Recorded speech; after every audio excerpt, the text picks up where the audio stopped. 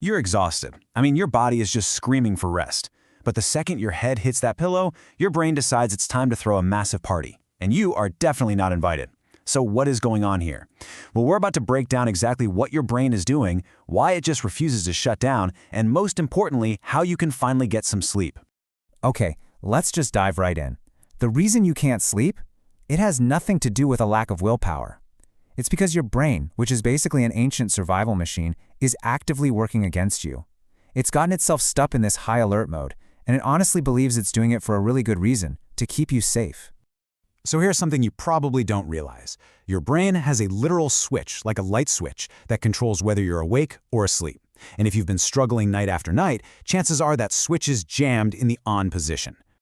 Yeah, scientists actually call it the sleep-wake flip-flop switch, and it's a pretty brilliant piece of biology.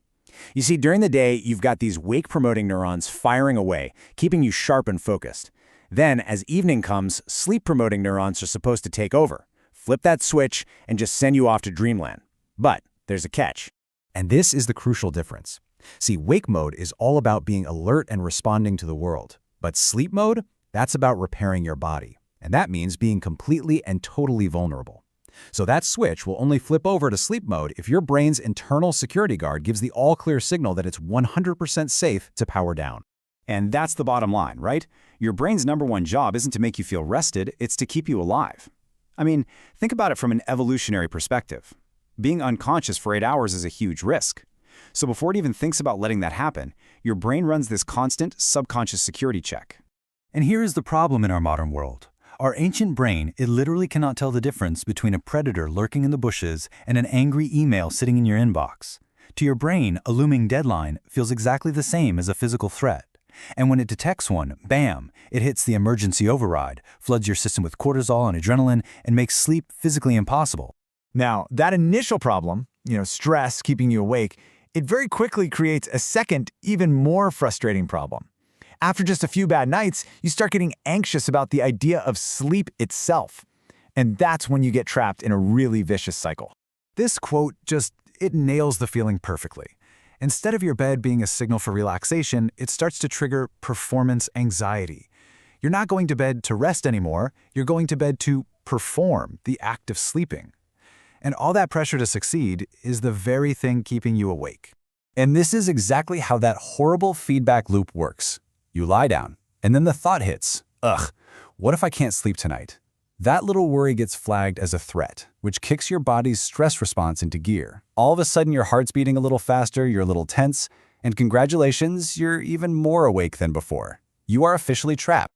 Now, when this happens night after night, your brain starts to form this really powerful, really unhelpful connection. It's a real thing. It's called conditioned arousal. Your brain basically learns that the bed isn't for sleeping, it's for worrying about failing to sleep. Eventually, just walking into your bedroom could be enough to set off that wave of anxiety. Okay, but what if you're not anxious? You feel totally calm, you're ready for bed, but you're still just lying there, staring at the ceiling. Well, it turns out there could be a few hidden saboteurs quietly blocking your path to sleep. Let's start with caffeine. You figure that 2 p.m. coffee is ancient history by the time you go to bed, right? Not quite. Caffeine has a really long half-life. That means a full quarter of it can still be circulating in your bloodstream at midnight, sending these little, hey, stay alert, signals to your brain.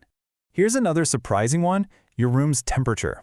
See, to even start the process of falling asleep, your core body temperature needs to drop by a couple of degrees. If your room is too warm, you're making it physically harder for your body to do what it needs to do. This range, 60 to 67 degrees Fahrenheit, is pretty much the scientifically backed sweet spot. And, the list just keeps going.